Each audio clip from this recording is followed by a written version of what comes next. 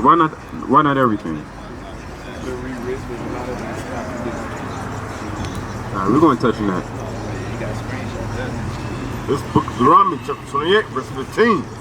But it shall come to pass, if thou wilt not hearken unto the voice of the Lord thy God, to observe to do all his commandments and his statutes which I command thee this day, that all these curses shall come upon thee and overtake thee. Right. This is Moses speaking to the Israelites, saying, look, if y'all not going to keep the commandments, then all these curses are going to come upon you. Right? Now these curses is a lot of them. We're going to touch on just a few. Go to verse 37. Is that your bus? Alright, somebody got him a flyer? Some literature? So Okay, the definition of black, man. It's a definition of black. It's a couple of definitions of black. Without any moral quality or goodness. Marked by disaster or misfortune. Marked by disaster or misfortune. Indicating what's this? Censure? Indicating censure, disgrace, or liability of to punish. And There's a lot of negative definitions. There's a lot of negative things. You don't want to be black. How are you that color? Look at that. Are you really that color? You lying? But anyway, go back to Sirach 38. Jump back to 24 for edification's sake. Yeah. Are you all colors mixed together? Yeah. You're trying to turn yourself into a chameleon. Are you a beast?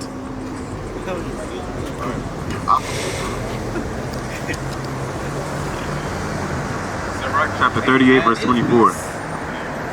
This book of Sirach chapter 38 verse 24.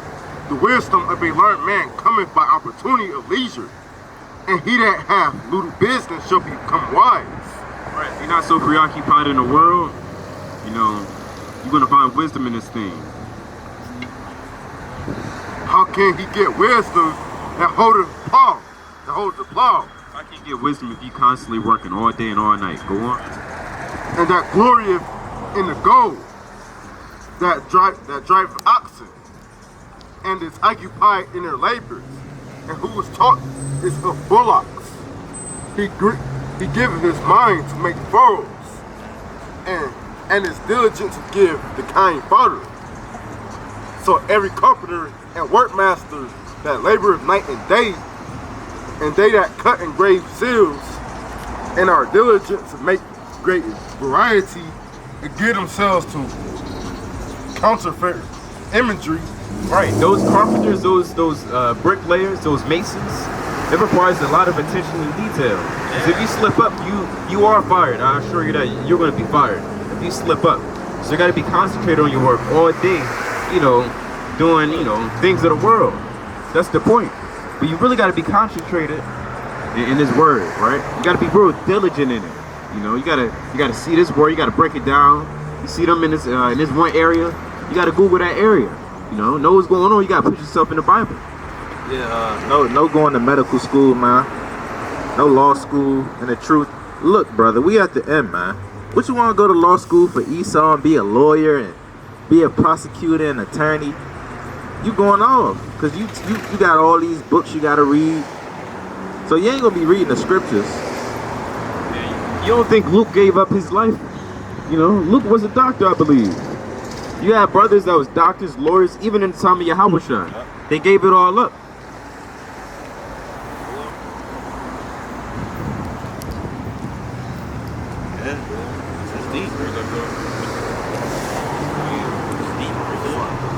Verse 27. So every carpenter and workmaster that labors night and day, and they that cut grave seals, and are diligent to make great variety, and give themselves to counterfeit imagery, and watch to finish a work, the smith also sitting by the anvil, and considering the ironwork, the vapor of the fire wasted his flesh. It wasted his flesh. You think that man gonna be thinking about Deuteronomy 28 and 68 and all the other precepts? Look, you gotta worry about fighting that fire. It's wasting away his flesh.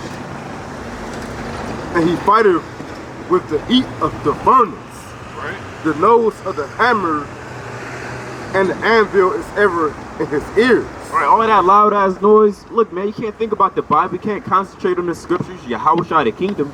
If you always doing, worldly things. No rock stars in the truth. Yeah, Jake tried to be a rapper. Look, they say I want to make it big. I want big money. I want big cash. Jake went to big bags of money with the dollar sign on it. It's not a cartoon. Jake get a tattoo and a dollar sign on his forehead. Yep. And his eyes look still upon the pattern of the things that he maketh. He setteth his mind to finish his work, and watcheth to polish it perfectly. So doth the potter sitting at his work, and turning the wheel about with his feet, who is always careful to set at his work, and maketh all his work by number. So he's giving you all these different types of professions. You got a farmer, you got carpenters, you got masons, you got blacksmiths, right? You got potters, a potterman, whatever they call it.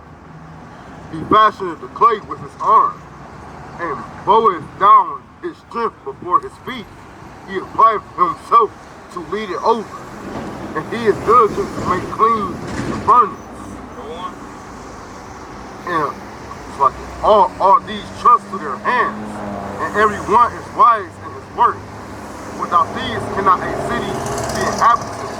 Every one of these is wise in their work, right? That's their work. But their work really has to be doing what Yahweh told them to do. Going out on the highways and byways. Get that again in Luke the 10th chapter. Alright? And go to Revelation 2 and 5, Papa Kashar. You gotta go out and do the work, man. Even if you see a brother, you walking in the store, you tell him, that you're an Israelite. The work don't stop after Saturday and Friday.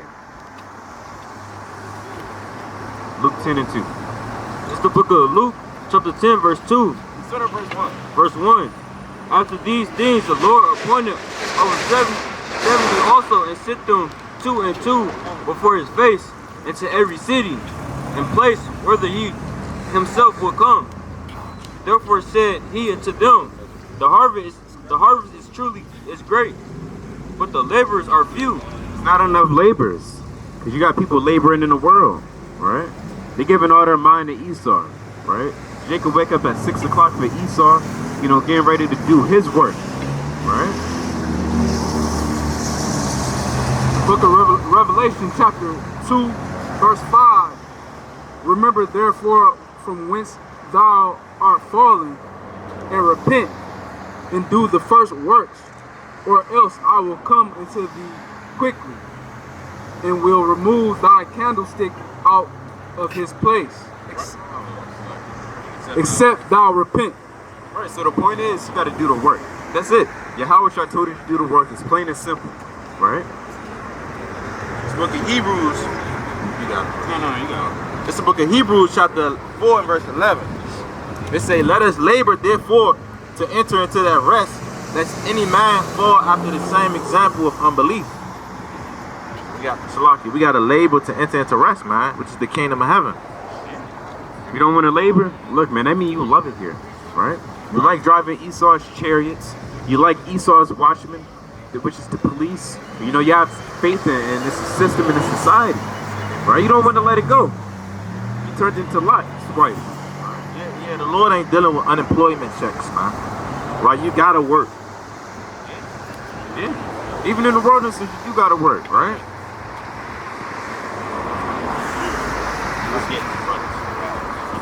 This book of Sirach, chapter 38, verse 32. Without these cannot a city be inhabited. Right? Without all those professions, you really can't have a city, right? That's it. That's what it is. Go on. And they shall not dwell where they will, nor go up and down. They shall not be sought for in public counsel. Right? Nor A carpenter is going to be the last person you ask to break down the scriptures. That's the last person, because he don't know what's going on. If you want him to build a house, he can do it in an hour, right? But if you ask him to break down, Revelation 13, he gonna look at it like it's math, right? Like a lot of Issacharites in the world, man. A lot of you Mexicans. Why we ask you what color is Christ, you look at us like you stupid, but yet you know how to build a whole house within 3 hours, man.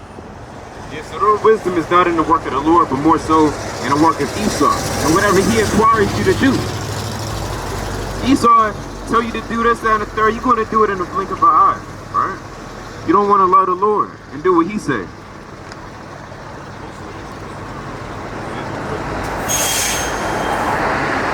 Lord, sit high in the congregation. Sister, you got a minute for the Bible? Sister in the blue, 1 minute for the Bible. All praises. Give her a clap. All praises. You can come over here. You're not gonna bite. You know your nationality? What is it? Huh? I'm sorry? Huh? Yeah, we're not gonna report you though. This is only on us. We just want to know your nationality.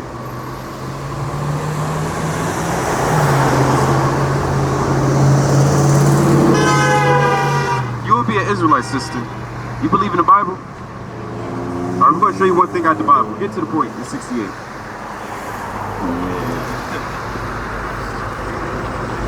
This is the book of Deuteronomy, chapter 28, verse 68. And the Lord shall bring thee into Egypt again. So this is Moses speaking to the Israelites saying you're going to go back into Egypt. Egypt just means captivity and slavery. We're going to show you one verse out the Bible to prove it. Right? Because we got to break down verses. We really got to break down words to get an understanding. It's the book of Micah chapter 6 verse 4. For I brought thee up out of the land of Egypt and redeemed thee out of the house of servants. Right. So that's the house of servants. That's what Egypt is. That's what bondage and captivity is, right? So with that understanding, we're going to apply it back to this verse. This is the book of Deuteronomy, chapter 28, verse 68. And the Lord shall bring thee into Egypt again. But we know what Egypt means. You remember? We just read it. Huh? See, we had to ask see if you was paying attention. So, huh? Yep. It's the book of Micah chapter 6 verse 4. For I brought thee out of the land of Egypt and redeemed thee out of the house of servants. Out of the house of servants. So Egypt means a house of servants or captivity or bondage. Slavery, really. So we're going to take that definition and apply it to this verse. This is the book of Deuteronomy, chapter 28, verse 68. And the Lord shall bring thee into Egypt again. So you're going to go back into slavery again with what? Through what? With ships. With what? With ships. Airplane. With ships. Taxi. With ships. A smart scooter. With ships. With ships. How did your ancestors get to America? With ships. We just putting two and two together. We're connecting the dots. By the way whereof I spake unto thee, thou shalt see it no more again. Right, so once you get on that ship, you're not going to see your homeland no more. Right? You're going to point A to point B. Wherever that ship getting off. We're going to show you. And there you shall be sold unto your enemies, for bond men and bond women. Right, so once you get off that boat, point A to point B, you're at point B, you're going to get off that boat, you're going to be sold into your enemies. For what? For bond men and bond women, and no man shall buy you. Right. Bond men and bond women just means slave masters. And no man's going to redeem you and save you out that captivity. Alright? So, what does that sound like?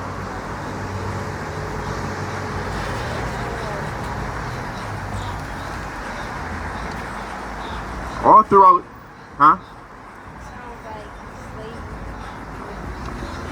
Sounds like slavery. That's what it is. It's slavery. That's slavery in the Bible. So what does that mean? If this is slavery in the Bible, what would that make your nationality? Who was Moses speaking to? Us. But to be more specific, what nation of people? Huh? Well, they left out of Egypt.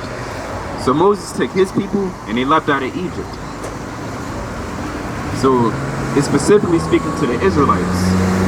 All right, read on to verse 29 and 1.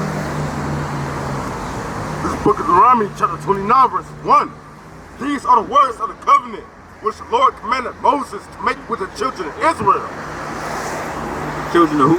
The children of Israel. Children of niggas. The children of Israel. Black woman. The children of Israel. African American. The children of Israel. Children of Israel. So the Most High, there's really Moses speaking to the children of Israel. Right? So what would that make you? Children of Israel. You said it. All right, you said it yourself. We just put in 2 and 2 together, and it only makes sense. Why go to Job 30 and 30? You know, all throughout history and life, they told us that this is a white man's book. Have you ever heard of that? Okay, we're going to show you something. We're going to prove it wrong with the Bible. Now, mind you, keep this in mind. If this is a white man's book, and if I was a white man, I would not have this verse in there. This is the book of Job, chapter 30, verse 30. My skin is black upon me. No, my skin is white. My skin is black upon me. My skin is red. My skin is black upon me. Burgundy? My skin is black upon me. You said my skin is black upon me. My skin is black upon me. Does it sound like a white man? Right. How can this be his book? Why would he, if it was his book, why would he say that? If I was a white man, I would make all the characters in this book white. I would make all the people in here white that'll look like me. I would have said his skin is red. Because when you look at so-called white people, you know, they're kind of rare, right? So go to another precept. Go to Jeremiah 14. This is the book. This is the book of Jeremiah, chapter 14, verse 2. Judah mourneth in the gates thereof languish. They are black into the ground. Oh, rainbow. They are black into the ground. Blue? They are black into the ground. They are black into the ground.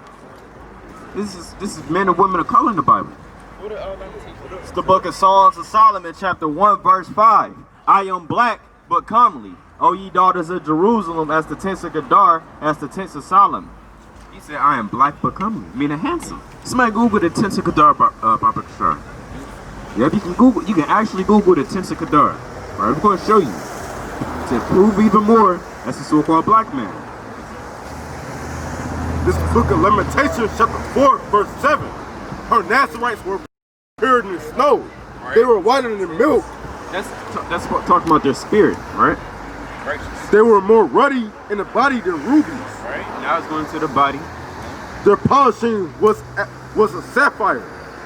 Their visage is blacker than a coal. Right, your visage is your face, right? Your image. It was blacker than coal. Now, go back to Songs of Solomon 1 and 5. I'm going to show you something. It's the book of Songs of Solomon, chapter 1, verse 5. I am black but comely, O ye daughters of Jerusalem, as the tents of Kedar, as the curtains of Solomon. Now we Googled the tents of Kedar. Look at that. That's very black. That's dark. That's dark. He said, I'm like the tents of Kedar. Now you can't get around that. That's the so-called black man in the Bible. That's right. Right? I'm going to show you one more. You believe in who the world calls Jesus Christ?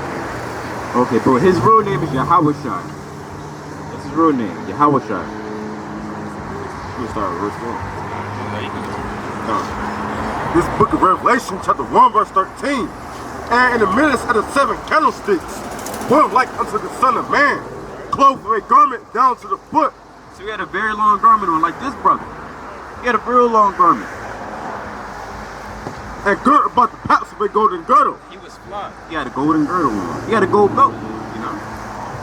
His head and his hairs were white like wood. They were white like wool, right? The only people on earth that have woolly textured hair is us. But his was white, because he was stressing, you know, he had a lot on his mind.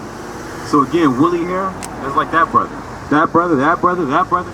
Everybody up here, even you. As white as snow. As white as snow. And his eyes were as a flame of fire. He drank wine. Go on. And his feet like unto fine brass. His feet was like unto fine brass.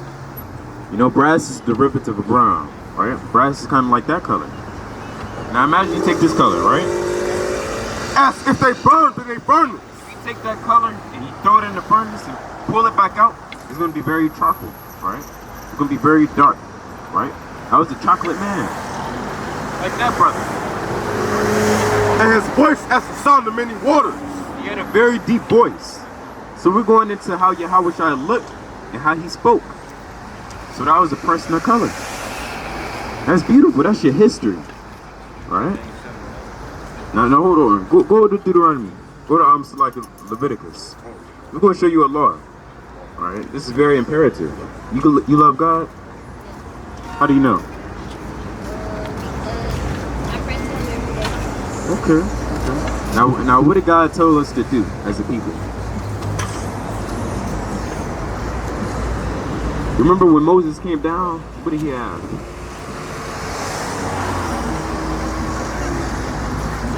All right. He had the 10 Commandments. Yeah. So he came down off the mount. He had 10 Commandments. So what I'm saying is the Most High gave us laws, statutes, commandments to keep. Now you say you love God, but the only way to love Him by is keeping His commandments. We're going to show you the precept. This book is 2 John, chapter 1, verse 6. And this is love, that we walk after His commandments. This is the commandment, that as ye have heard from the beginning, ye shall walk in it. Right. So we got to walk in the commandments, right? We got to keep the commandments. Right? It's not hard to keep. Go to 1 John. Oh, you heard it. It's the book of 1 John, chapter 5, verse 3. For this is the love of God. This is the love of God. A lot of people say, the love of God is, you shucking and jiving, you cool. That's how you love God. People say, I love God by doing me. People actually say that. For this is the love of God, that we keep His commandments. Don't keep our commandments. That we keep His commandments. Do what I want to do. That we keep His commandments. We got to keep His commandments. Go on. And His commandments are not grievous. Right. They shouldn't make you sad. It's not hard to keep. Just keep the commandments, right? You don't got to fight a bear to keep these commandments. The book of John, chapter 14, verse 15. If ye love me, keep my commandments. You said it yourself this day that you love the Heavenly Father. So if you love Him, you got to keep His commandments. We not making that up. That's what's out the Bible, right? We're going strictly out the Bible. Is that your bus? Okay. Somebody gave her literature? Okay, all praises. Yeah, you would be an Israelite. Did that make sense, sister? Yes. Okay, all praises. All praises. Go to Isaiah 65 and 2. Hey man, shame face, man. Yeah. I want to sound right. Shame face, man. 20. That's how a woman should act, man. She wasn't all loud and stubborn. Yeah. She ain't buck up not once, man. She just, kept her mouth closed, man.